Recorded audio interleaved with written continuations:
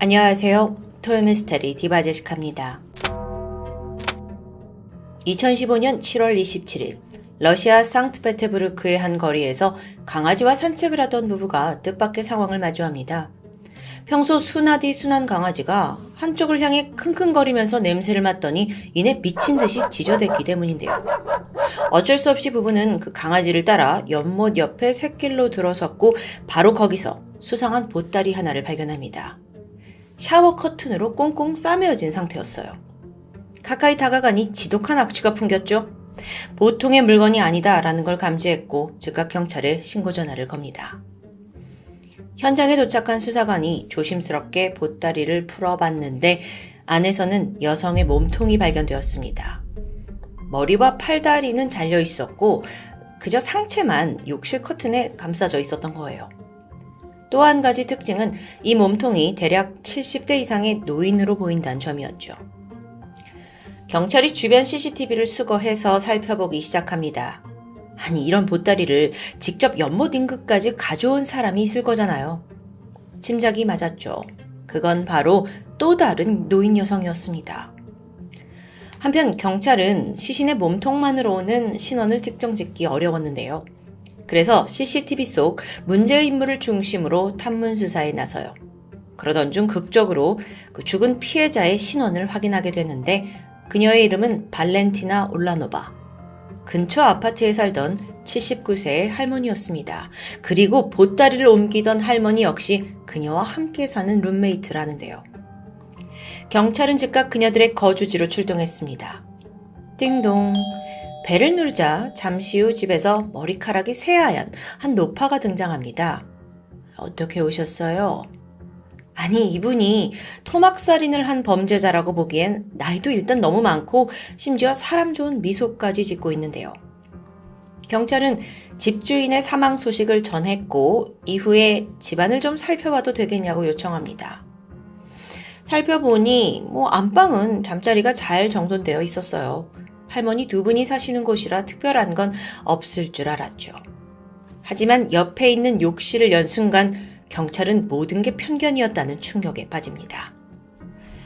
욕실 곳곳에 새빨간 혈흔이 튀어 있었고 욕조 안에는 잘려있는 몇 개의 신체 조각이 그냥 널브러져 있는 겁니다. 수사관들은 이 모습 자체로도 할 말을 잃었다는데요. 조사 결과 혈흔과 신체 조각 모두 피해자 율리노바의 것으로 밝혀집니다. 범인이 누군지 자명해지는 순간이었죠. 하지만 이 사건의 반전은 따로 있었습니다. 이때까지만 해도 경찰은 이렇게 뼈만 남아서 앙상한 노파가 러시아의 수많은 미제 사건의 주범이라는 사실은 상상조차 하지 못했을 겁니다. 노파의 이름은 타마라 셈소노바. 그녀는 현재까지 무려 14건에 달하는 살인사건 혐의를 받고 있습니다. 그 희생자 중에는 그녀의 남편도 포함되어 있어요. 그럼 나머지 사람은 누구일까요? 도대체 노인 할머니가 어떻게 이렇게 많은 사람을 죽일 수 있었던 걸까요? 일단 젊은 시절의 셈소노바는 시베리아의 도시인 크라스노야르크에서 유년기를 보냈습니다. 고등학교 졸업하고 나서 대도시 모스크바로 상경했죠. 이후 모스크바에 있는 국립외국어대학교에 입학합니다. 여기는요, 러시아 최고의 통번역 교육기관인데 아주 명문대학교예요. 셈소노바는 영특했어요. 학업에 대한 열정까지 넘치던 여성이었죠. 모국어인 러시아뿐만 아니라 영어, 독일어까지 능숙할 정도로 언어에 천재적인 재능을 보였다는데요. 이런 실력을 바탕으로 그녀는 세계적인 호텔 체인 그랜드 호텔 유럽에 입사합니다. 그리고 무려 16년간 장기 근속을 성실하게 한 뒤에 명예롭게 퇴직했고요. 아니, 여기까지 봤을 땐 그녀는 엘리트 코스를 밟고 탄탄한 직업까지 가진 커리어 우먼처럼 평가가 되죠. 하지만 50대 후반, 이 직장에서 나온 시점부터 그녀는 감춰왔던 본성을 드러내기 시작합니다.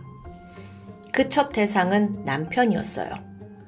은퇴한 후에 남편과 단둘이 생활하고 있었죠. 그런데 돌연 남편이 실종되는 사건이 발생합니다. 이때 셈소노바는 직접 경찰에 찾아가서 제발 내 남편을 찾아달라고 애원했어요. 아니, 근데 아무리 조사를 해도 남편의 행적이 나오지 않아요. 다소 미스테리한 실종 사건이었죠. 긴 수색에도 불구하고 경찰은 남편의 머리카락 한 올조차 발견하지 못했는데 하물며 죽었다 하더라도 시신은 나와야 하는데 흔적은 여전히 없습니다.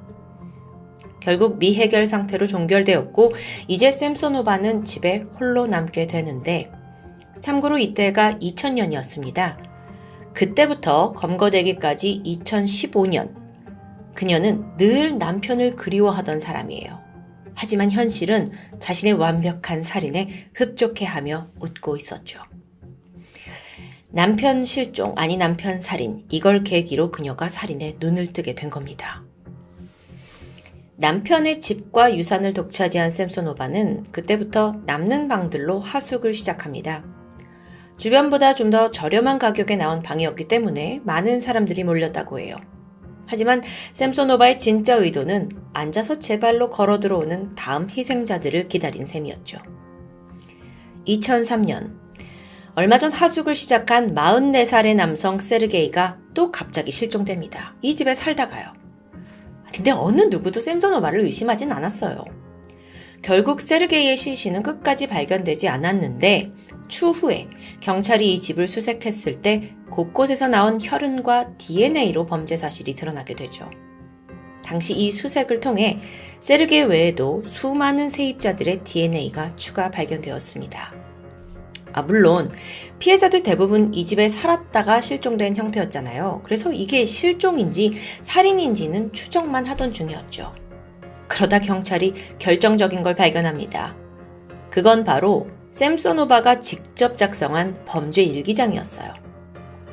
자신의 살인을 꽤나 자랑스러워했는지 모든 걸 상세히 기록했는데 그 안에는 이 피해자들의 이름과 정보, 그 외에 어떻게 살해했고 또 어떻게 시신을 처리했는가가 적혀 있습니다. 그리고 정말 충격적인 건 그 안에 인육 요리에 대한 내용이 자세히 적혀 있었다는 점이에요. 이게 바로 수년간 살인이 발각되지 않았던 이유이기도 하겠죠. 하숙집을 일종의 살인 소굴로 만들어버린 샘소노바. 수차례 살인을 했지만 여전히 발각되지 않았으니까 점점 자신감이 생겼던 것 같습니다. 그리고 이젠 이 집을 벗어나 어떤 곳에서도 자신은 완벽한 범죄를 성립할 수 있다는 믿음이 생기게 되죠. 마침 그 시점에 만난 사람이 초반에 말씀드렸던 울라노바였습니다. 두 사람이 처음 만난 건 사건 발생으로부터 4개월 전이었어요. 그때 샘소노바의 아파트가 리모델링에 들어가면서 잠시 다른 곳에 머물러야 했거든요. 그런데 이 사정을 듣게 된 지인이 마침 방이 남아있는 룸메이트를 들일 수 있는 울라노바를 소개시켜줬던 거예요. 두 사람은 나이대도 비슷하고 또 둘 다 홀몸으로서 서로를 위로할 수 있는 좋은 친구가 될 수 있을 거라 생각했던 것 같습니다. 그렇게 동거를 시작한 두 사람. 초반에는 꽤 사이가 좋았습니다. 울라노바가 몸이 좀 쇠약해서 거동이 불편했는데 샘소노바는 이런저런 심부름을 해줬고 또 자기가 먼저 나서서 집안일도 도맡았고요. 하지만 하루하루가 시간이 지나면서 샘소노바의 마음속에 잘못된 욕망이 자라나기 시작합니다. 저 여자만 없으면 이 집이 다 내 거가 될 텐데. 난 어디서든 맘만 먹으면 죽일 수 있잖아. 아니. 도대체 이게 어떤 심정인지 저는 정말 이해하기가 너무 힘든데 어쨌든 샘소노바는 결국 갈등을 자초하기 시작해요. 본인 아파트 리모델링이 끝났거든요. 그런데 울라노바 집에서 나가지 않고 그냥 버티는 겁니다. 참다 못한 집주인이 아니 이제 좀 나가달라 라고 정중히 설득해도 먹히질 않았죠. 그렇게 두 사람의 관계가 점점 악화되던 중이었습니다. 어느 날 샘소노바는 싱크대에 쌓여있는 설거지를 보고 분노가 치밀어요. 그리고 다짜고짜 울라노바에게 따졌죠. 아니 당신 먹고 왜 설거지 안 해? 여러분 이거 정말 아이러니한 상황입니다. 남의 집에 얹혀 살면서 집주인이 설거지 안 했다고 되려 자기가 화를 내고 있으니까요. 근데 이 사소한 일이 샘소노바에겐 충분히 살인의 이유가 되었던 건데요. 그날 밤 저녁을 준비한다던 샘소노바는 아무도 몰래 울라노바가 먹을 샐러드에 페나제팜, 즉 수면제 성분의 약가루를 잔뜩 뿌리기 시작합니다. 이게 한 50알 정도의 수면제를 갈아둔 거였어요. 아니 이 정도 양이라면요. 건장한 성인 남성조차 몇십 분 내로 의식을 잃을 정도라는데요. 결국 울라노바가 샐러드를 입에 넣었고 이 79세의 몸은 약성분을 버티지 못했습니다. 샐러드를 다 먹기도 전에 의식을 잃게 되죠. 당시 울라노바는 그래도 아직 숨을 쉬고 있었습니다. 하지만 샘소노바는 빠르게 움직이기 시작했죠. 아무 망설임 없이 기절한 그녀를 토막내기 시작합니다. 먼저 머리와 손을 잘랐고 이걸 펄펄 끓는 솥에다 던져버려요. 아니, 정상적인 사고를 가진 사람이라면 절대 상상할 수조차 없는 행동이죠. 게다가 할머니인데요.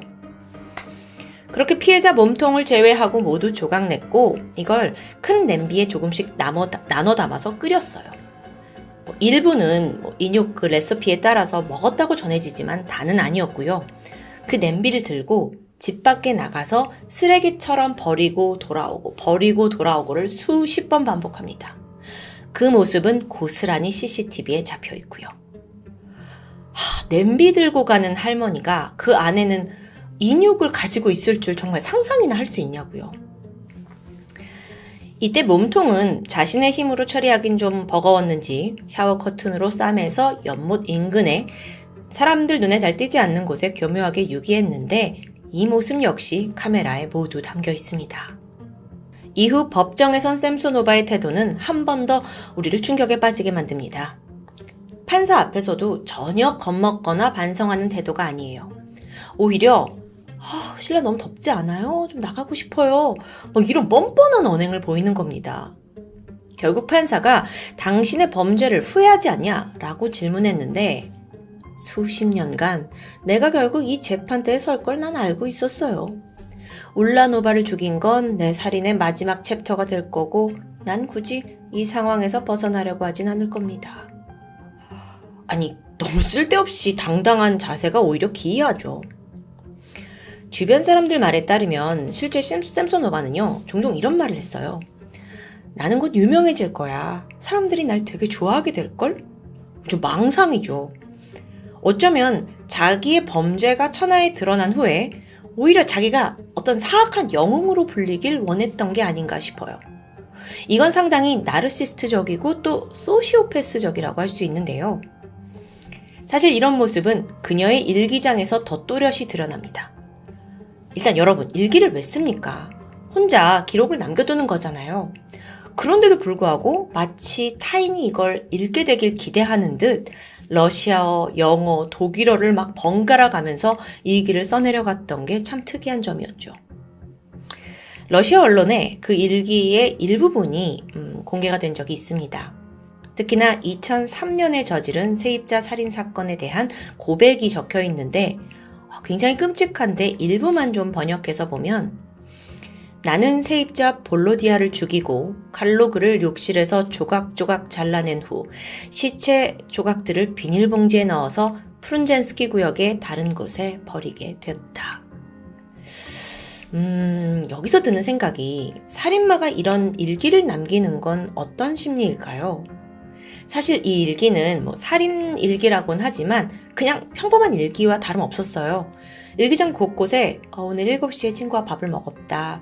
어제 잠을 설쳤다. 내일 무엇을 할 것이다. 이런 일상적인 내용도 적혀 있었으니까요.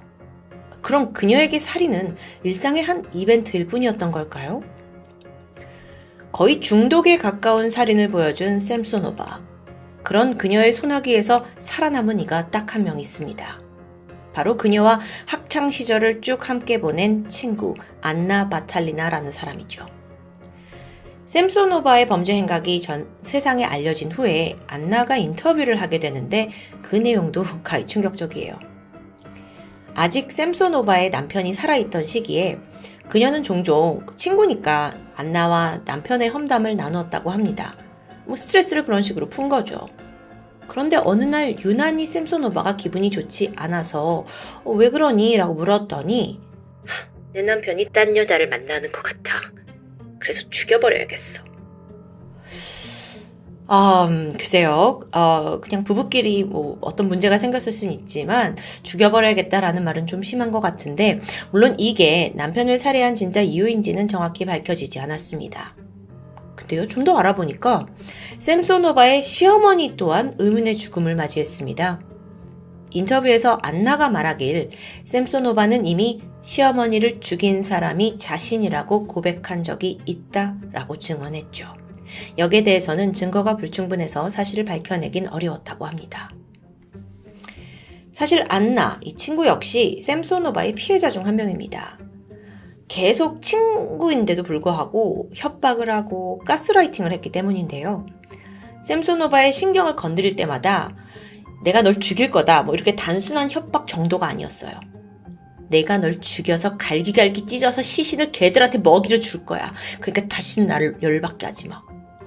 아니, 누가 친구한테 이렇게 말해요? 너무 살벌하죠. 근데 그래서 도대체 샘소노바가 몇 명을 살해한 건지가 궁금해지는데 아직 답을 드리지 않았습니다.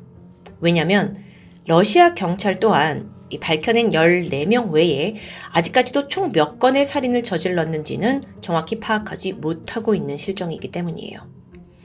물론 발렌티나, 맨 처음 등장한 피해자 사건의 범인인 건 확실하죠. 근데 그 외에는 직접 증거가 부족하고 일기 고백과 정황만 있을 뿐이라는데요. 현재 샘소노바는 카잔 정신병원에 수감되어 있습니다. 여기는 러시아에서도 특히 정신적으로 문제가 있는 이들을 수용하는 곳이에요. 샘소노바는 여기에서도 가장 경비가 삼엄한 특별 중환자실에 수용되어 있고 또 앞으로 남은 평생을 모두 여기서 보낼 거라고 전해집니다. 한때 촉망받던 인재가 50대 후반까지 반평생을 잘 살다가 은퇴 후에 갑자기 소시오 연쇄 살인범으로 타락한 사건입니다. 아니, 그 이유가 저는 너무 궁금했어요. 이 사건을 쭉 다루면서. 근데 여기에 대해 러시아 전문가들이 분석하길 그녀가 한때 12년간 50명을 살해한 일명 로스토프의 러시아 살인마에 대해 집착했다는 점에 주목했습니다. 실제로 관련된 신문 기사와 정보들을 다 스크랩해놨고 그 범죄 수법까지 전부 꿰고 있을 정도였다고 하는데요. 이런 강한 집착이 결국 모방 살인을 유발했다는 의견이 강력히 지배적입니다. 근데요, 그런 집착이 왜 갑자기 50대 후반에 발생했는지 그 부분은 여전히 미궁에 빠져 있죠. 보통 우리가 이렇게 토요미스테리를 통해서 살인마를 이야기할 때면 그들의 성장 배경이나 트라우마가 된 경험들을 이야기합니다. 거기서 영향을 받았을 수 있기 때문이에요. 하지만 요즘에 와선 청년, 노인 할 것 없이 우발적 또는 계획적 살인사건들이 정말 수도 없이 쏟아지고 있는데요. 이제는 좋은 환경에서 자라야 범죄를 일으키지 않는 좋은 사람이 된다라는 말이 무색할 정도입니다. 이럴 때 어쩌면 새로운 방향에서 범죄자들을 분석하는 게 더 필요해진 게 아닌가라는 생각이 들었습니다. 소위 러시아의 인육 할머니로 불리고 있는 샘소노바. 지금까지 토요미스테리 디바제시카였습니다.